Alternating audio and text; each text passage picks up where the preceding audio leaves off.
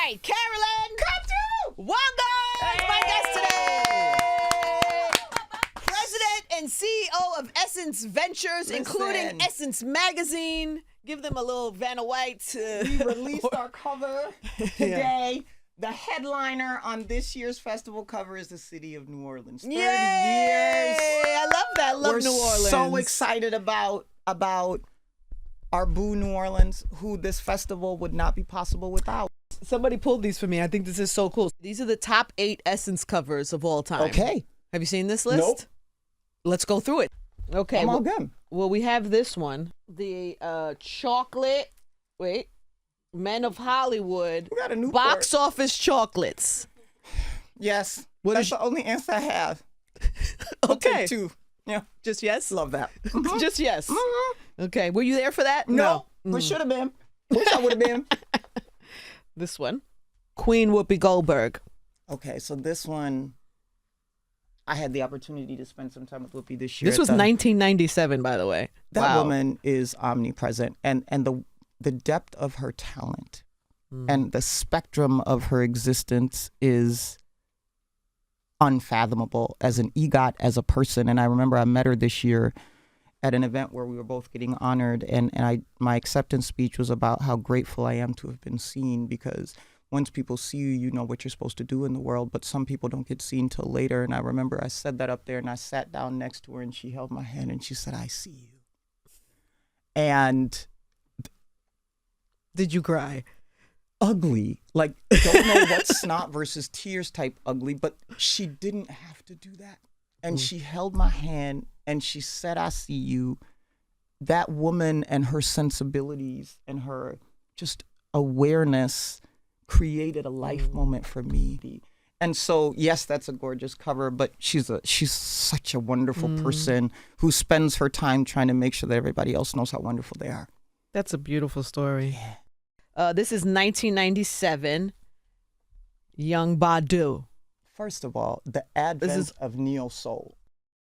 I remember I was in my senior year of high school, and everybody was like, "Have you heard Erykah Badu?" I'm like, "Who is this?" And so I remember we were sitting at a bus stop in Minneapolis, and there was a Sam Goody right behind it. And I went in there with my high school friends, and we split buying one CD of Baduism. And that moment solidified a love with neo soul for me that was delivered by one of the godmothers of neo soul. And the way that she showed up will never be forgotten for me, nor in Black music culture. She, her and a couple of others are really at the advent of neo soul, and I'm grateful for who she is, and I love her now even more because she will tell you what's on your mind for your good, and I love her for that. I'm going to take you to September 2000. Yes. Alek Wek. Alek Wek. So here's what's poignant about that cover, right? She's from East Africa, so am I. She's gorgeous. Right? I'm from Kenya, and my transition to the U.S. was filled with experiences where, because I had an accent and other things, I spent time trying to make myself small so that I could survive. I remember seeing that cover, and I didn't even know her name at the time. What I did know, she was East African. What I did know, she was dark like me. And what I did know was Essence told me that was beauty. And it started this very different pivot in my life around defining beauty for myself. That and Sister Alek changed my confidence. And I'm so grateful that she's been successful, but I'm also grateful that Essence told us about her. Because for me, I walked a little different after that cover. And I'm sure many other women did too. Now I'm going to take you back. Okay. Let's go back into time. A little time machine here. Okay. 1980, December 1980. Queen Diana Ross. Tracy's mama. Okay, so this is Tracy's mama. I've never heard a name so hard to define. If I said to you, what is Diana Ross? What does she do? What are you going to tell me? That she sings? That's not enough. No. That she acts? That's not enough. That she changed the whiz for us? That's not enough. I have never seen a person so powerful that you cannot find enough words. That she birthed Tracy Ellis Ross. That Tracy is her mom. like her daughter. Like, it's blowing it away. And that woman is just as vibrant and potent today as she was then. Oh my God! I was at the concert when when Diana Ross sang "Happy Birthday" to her. And her vocals are still tight. Like, I want to be a Diana Ross type octogenarian, right? Like, I want to get to that space because the woman is an icon, emblem of Black girlness that I admire. I listen to The Boss at least Yes. once a week. She still, changed still the Wizard of Oz in for me. 2024. I listen watched it again. I listen to The Wiz. Boss, the single, go. maybe not the whole album, but the single. Once a week.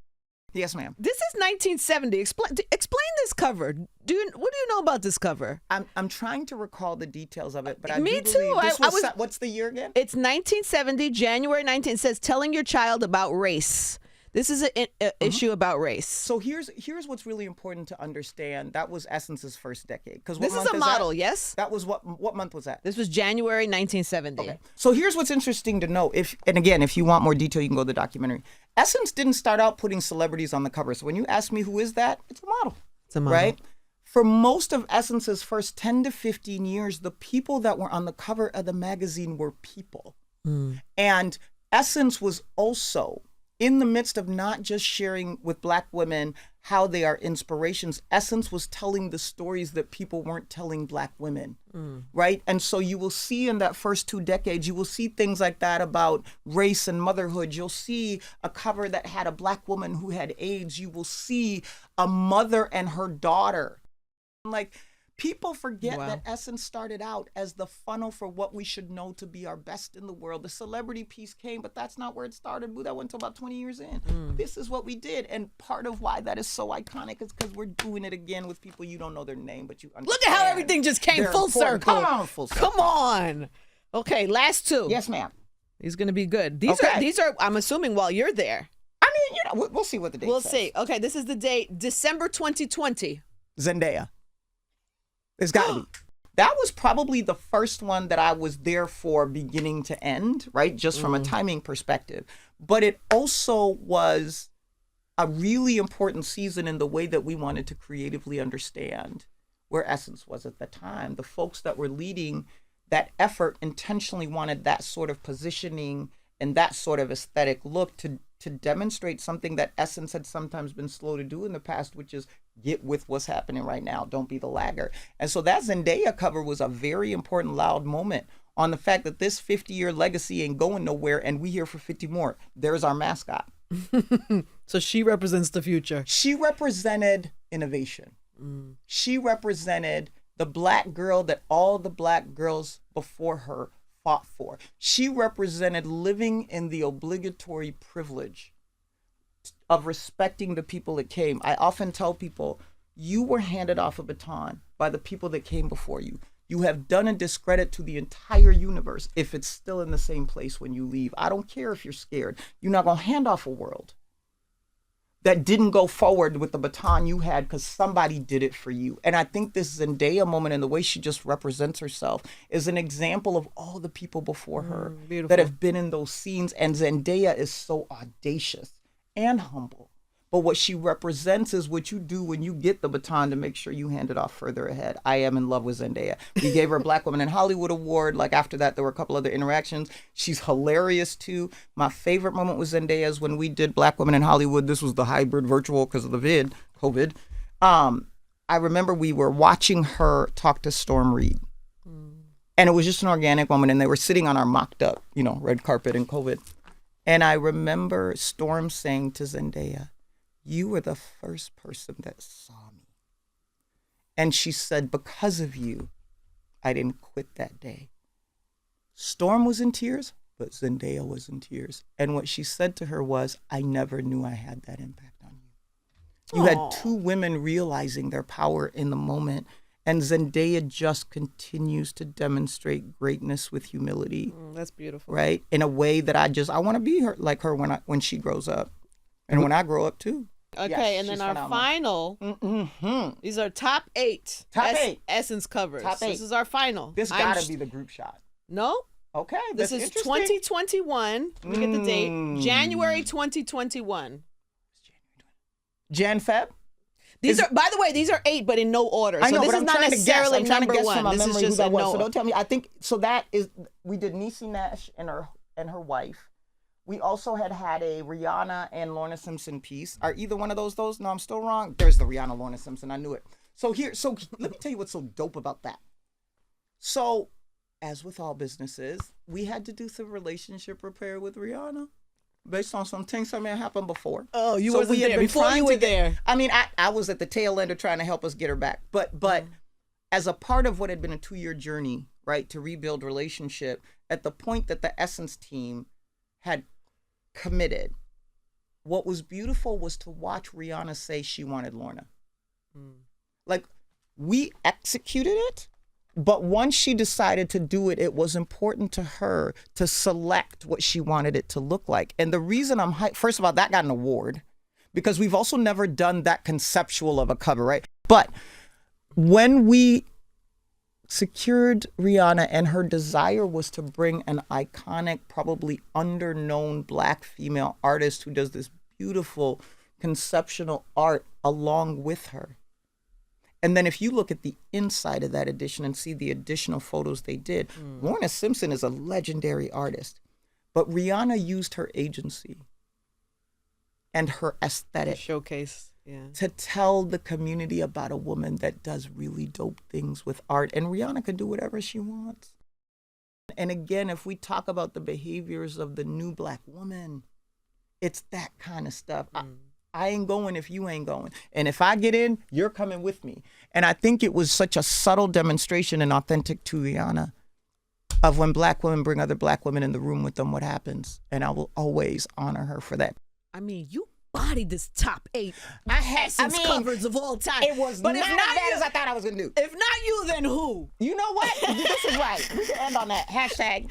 If not you, then who? Yes. But it's us. And so what I often tell people, and I would say this to the audience, and I would say to anybody who has an affinity for this brand over its last 50 years, you are the 6th episode, which means the next episode is going to be based on what we're all doing right now. What are you doing? Because you got 5 decades to compete with. What are you doing? And if you are not doing something that is helping Black women take their throne as the CEOs of home, culture, and community, what I would offer is there is no neutral zone. There's a quote that I use all the time that I will use to describe my point, which is this: the work to continue to help people understand how powerful the Black woman is an all-in, full-contact, participatory endeavor. Everybody plays a role, not the same role, but the role the best position to impact, but the choice not to play a role plays a role. Opt out if you want to. The consequences on you. CEOs of home, culture, and community are taking their seat. It is your job to make sure they're successful. You are good, Carolyn. I am inspired. I'm an Essence beneficiary. You are. They taught me. We have something for you today. Ooh! We do a segment. It's called In My Bag. Ooh, my bag. And it says my bag. She's going to be in her bag. So go in your bag. There's a couple of things in here we would like to go through. Yeah, but let's do it. And then you tell me what it brings up for you. Okay, Okay, one at a time. Why y'all come for my career like this? Okay, listen. So here's What does this bring up for you? You know what it brings up for me? I had a daughter at the age of 17, and people started to renegotiate my potential without my permission. And I spent a good chunk of my adult life, at least 2 decades, in defiance, unhealthy defiance, and in isolation, just to prove that we weren't going to be a statistic. The consequence of that is I lost Caroline. And when I started to refine Caroline, I was 36 years old. First time in my life I'd lived alone, ended a relationship, daughter was at college, and I didn't know who I didn't have a hobby. I didn't have anything. I started working at Target as an intern in their distribution in Tyler, Texas, which ended up being the HBCU I went to get my degree because people weren't going to keep promoting me. And I took it, I was never going to corporate America. I did it to be a corporate drone and pay for this child to go to college since I was going to do it. I had a 15-year career at Target. Wow. From intern to Chief Diversity, Culture, and Inclusion Officer. I was reborn there. I also worked at Target. What'd you do? I was at the Target store. Me too. Doing this. Ding, ding, ding. Right. That was a good seasonal job during Christmas. No, I want to say like fresh out of high school. Like Perfect like job 20, for somebody. Yeah. That's what I was doing at Target. Okay. Blue lipstick. Yup, that goes right here. Because when I started wearing like tulle on a Tuesday and a day sequin to work and furry dresses to the board meeting, I started this process of when I realized I wasn't gonna lose my job, the more stuff I did, I just kept taking it up a notch. And I think Blue Lipstick was like phase 3. And I was like, did nobody say nothing? And you got away, and you were Blue cool Lipstick with it. was liberating. Not everybody can wear a blue lip. And you know what? That is totally true, but I didn't even care. I was just trying to prove a point that I think I can work here, be an executive, and have blue lips. I was thinking about putting on a blue lip for our interview today, and I was stopped in my tracks by Ivy and Brittany. What is this? Is this your pin? The HBCU? HBCU proud. So I told you I went to school. I was working nonprofit sector. They were telling me I was at a peak and I wouldn't get promoted if I didn't have a degree. I told my mom I would be no smarter if I went to get a degree. Both my parents are PhDs. They wouldn't listen to me. So I did all kinds of programs that didn't work, and I needed to go to school so I could continue to earn more money. And I was in nonprofit. And so I was working with the NAACP in Minneapolis and found out about a HBCU in Tyler, Texas that had a single parent program. And it wasn't free, but they advanced to take your kids to school. Your child could eat in the cafeteria with you without any extra cost. You didn't have to have a roommate. All of the things that made it hard to go to school as a single parent were resolved. And it just represents what makes HBCUs different. Without that decision that I didn't have anything to do with but found out about, Caroline can't work at Target because I didn't have a degree. And then she doesn't become all the other things she's supposed to be in the world. And so while this says HBCU proud, I would say HBCU saved my life. Aww. And I'm loyal for the rest of my life. Oh. And if you ain't gone to HBCU, you should get another degree just so you can go. Do you have this pin already, or is this a new pin? I don't, but I'm going to get it. And put it on like a little hat or a jean jacket. I can't conform and put on a shirt. That's too normal. No, that would be. Okay. What is, okay. I don't know. We're going to find out. Yeah, okay. This 17 represents a age at which I stopped living because I became a mom. And it was the beginning of 2 decades of spending every day trying not to be noticed, because being noticed brought pain. And not until I was 36 did that start to be resolved, because it was an arrested development. And I was sitting at a conference that they forced me to go to that I want to go to. And the facilitator was talking about something, and for some odd reason, my tears got real disrespectful and started to come out. And I was like, not right now. And they didn't listen. So I stepped outside, and the facilitator followed me. And I was like, I'm not going to talk to you about my feelings. Leave me alone. But he didn't. And what came out of that was an exercise that has helped me progress out of a 17-year-old mindset, which is I realized at 36 years old that everybody else saw a 36-year-old Black female Fortune 50 corporate C-suite leader, and I saw a 17-year-old that failed. And so he gave me a really simple assignment to fix that. He said, you're 36 chronologically, but 17 psychologically. Every time something good happened, and you don't have to check with anybody, you get to decide, you need to celebrate a psychological birthday. And that exercise, I'm not quite aligned yet, but I'm almost there. Yeah. Well, explain to me how this goes. Saved my life. But tell me how it goes. What does that mean? It's super the assignment. simple. Tell me. So, in case anybody wants to try this at home. You can try it, but I'm not certified, so it's him to tell me. Anyway, okay. But here's what was happening, right? I was 36 years old at the top of a Fortune 50, $100 billion, 400,000 employee organization. That's something very few people get to, regardless of your life circumstance. But I was living every day at 17-year-old disappointed. So while people saw this Black woman that was in a historic role at the top of a corporation, I looked up, and it wasn't LinkedIn at the time, but it was other versions of that. I looked up the girl I went to high school with that told me I was not as smart as her every day to see if I had a better job. And I'm 36 years old at the top of Target, looking up some girl to see if she has a better job than me, because psychologically, oh my gosh, I'm still 17. But we live in these arrested developments and we don't address them. Now, I didn't know that at the time. Right. I'm giving you what happened. Yeah. So part of my living small didn't even recognize what had happened. That's why I say my defiance was unhealthy, because it was literally propelling me, but because I was so angry and defiant, I didn't even see where I was. I was still 17. And so when we were in this development program, the reason I got emotional is because, you know, they do those anonymous surveys with people at your job, and then they let you see, and I'd be like, that's Margaret, and she better say that to my face next time. So I was in one of those, right? Like, oh, Lisa, we telling that today? You ain't got it, right? Like I was in one of those modes because you're reading anonymous feedback. Employers see the anonymous feedback? This is a program, like a leadership development program that you get nominated to, right? So high potential people in corporate America, like they send you out to these other places that make millions of dollars trying to make you better. Short story. And part of what comes with being nominated into those is all the people you work with are sent surveys asking questions about you. So that then when you get there, you're given the results of those surveys, what's your strengths, what you're not. And then they give people the opportunity to write free comments. So I remember on that day, we were looking at one of those evaluations and it was the written comments. And every time I saw a comment, I was like, that's Linda's ass. Let me try to see her tomorrow. That, right? Because it's anonymized, but I'm like, oh, y'all got courage. You're putting it together. You're going to put it right. So I'm in that mode of like, I'm going to go to her office, right? So that was the mode that I was in. And somehow psychologically, it also became really emotional, even though I was angry. And so that's why I said, like, my tears started to betray me. And so I'm supposed to be angry at Linda and like tear drop. I'm like, what we doing right now? This ain't the crying moment. We pissed at Linda. Right. And so because I couldn't stop myself from crying, I got up and left the room. The facilitators there are trained to talk to you about your feelings, whether you want to or not. So the facilitator noticed that in a moment we were supposed to be doing an activity, I left the room. And it's their job to check on. So when he came out, I was just like this.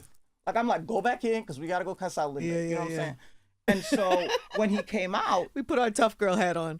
I was like, I'm in the middle of roasting somebody right now, right? And so when I came out, he just saw me like trying to stop myself from crying. And so I literally remember I was like this, and I looked down and I was like, I'm not talking about my feelings. I got to throw up. Right? I was just like, go away. I know what you're about to do and I'm not interested.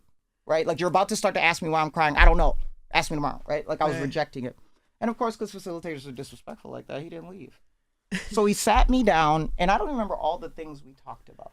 But I do remember the most poignant thing he pointed out to me, and I remember the way he said it. He said, Caroline, do you know how people see you? He goes, do you understand the 0.256% of the population that will never get to where you are regardless of who they are? White privilege doesn't matter. Do you understand you are at an ascent that most people never see in their life? And I remember looking at him, and I remember saying, yeah, but I could have been further along. Because I could not just accept something. And so I kept fighting him on this narrative. So, because, they get trained to do this psychological stuff, he said, well, here's what I'm going to tell you. He sounds so annoying. His name is George Houston, and I love him, but I hate him too, and he knows that. He said, I cannot convince you to see something you don't see. He said, but I want to give you something you can do that may help you eventually see what we see. Because you don't see the fact that you are of a very few group of people. And so he said, in my assessment, because we've been telling our stories all week, he said, I have heard you talk about a 17-year-old mom more than I've heard you talk about being a 36-year-old C-suite leader at a Fortune 25 company. He goes, I know where your energy is. He said, but what I hope is that you understand that, like, that 17-year-old has you captive. And he said, I understand why. But that 36-year-old is waiting for you to catch up because your attention is split and you're doing well. Imagine what happens when they sync up. And so he said, your chronological age is out of your concern. I know, hate him, right? So good. Your chronological age is going to keep doing what it's doing. I just don't want it to leave you behind. And so he said, we got to do something about your 17-year-old man. And he said, I'm not going to give you some big assignment. He says, I'm going to give you something really simple because he said, with you, you just don't like to celebrate nothing. You just always angry about some stuff. He said, so your assignment is very simple.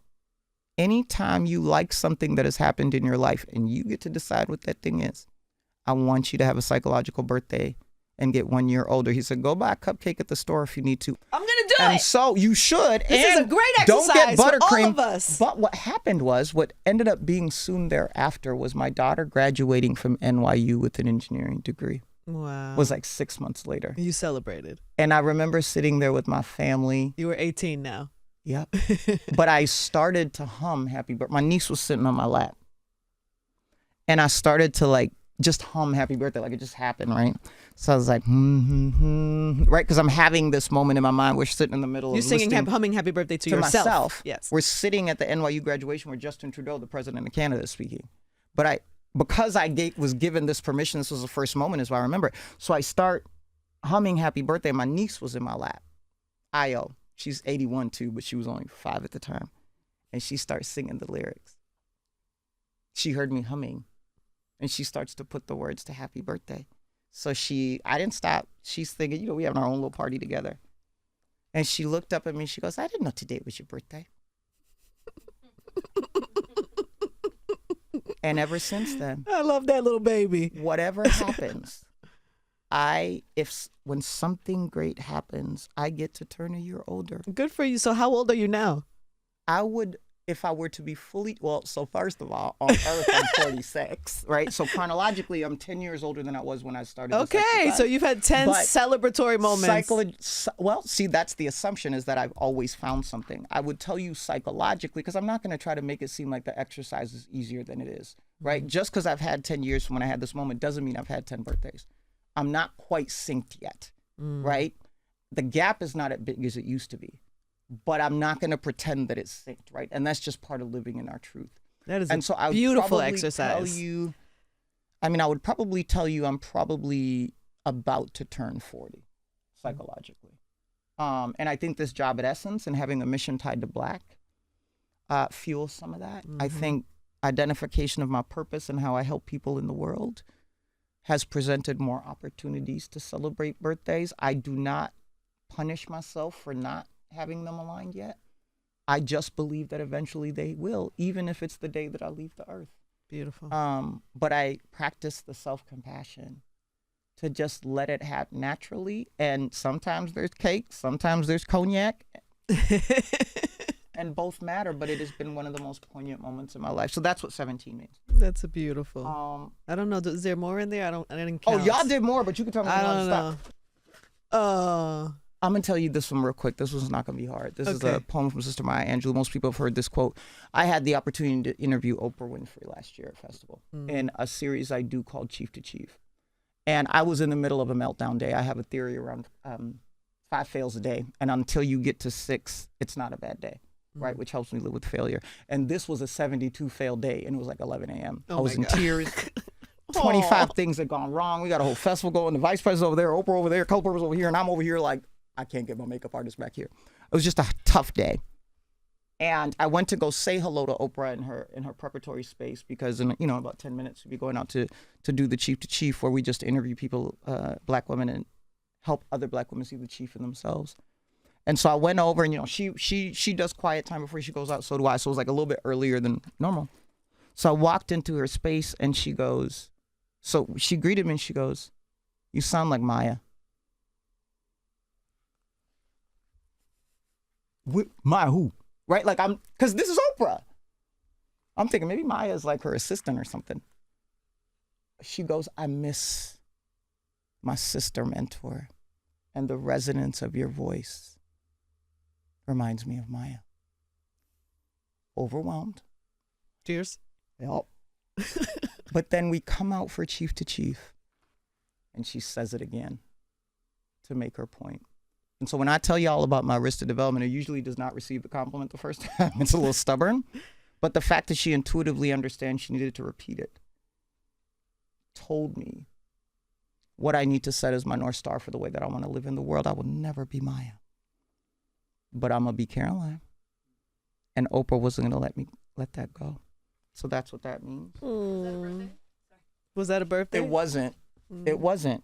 It could be later on, but it has to be. This is where I'm when the apocalypse happens. Huh? Your birthday it takes a lot for you to have a birthday. Like your measure of success or a happy moment is really high. That's a very astute observation, because it's true, right? Remember I told you the guy said, "You just don't like nothing." Yeah. Right? So that's why he gave me a really simple exercise. But for it to work to me, I had to have the liberation to decide. I'm like a baby you. Brittany over there who works with me, she's side-eyeing me. Not the same way, because and I know why you're like this. We know why. Because you see something over there and you're desperately trying to lift something up, and so we don't have time for you're so frustrated on what's stopping you from getting that you don't. 5 great things happened on the way there, but you are they're like you have blinders on to them 100% because you're going over there. I can 100% relate. I'll tell you what made it a smidge. But then you're staying 17 years old. It's not good. Yeah, but then so I'm going to tell you what has made it a little bit easier for me. Meaning I don't accept it all the time. I might do it every 4th time. Yeah. When I found out my purpose in the world and realized that it's a purpose I deliver that nobody else can deliver, and so if I don't, the world goes without.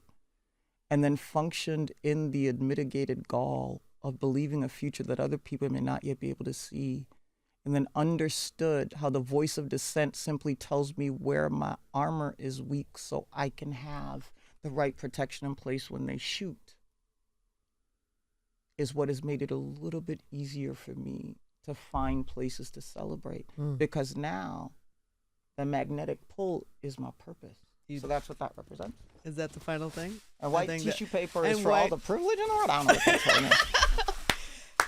Carolyn Wonga in her bag. It's our bag. In our bag. Everybody gets a bag. Well, just you today, but in life, everybody gets a bag. Well played. Well played.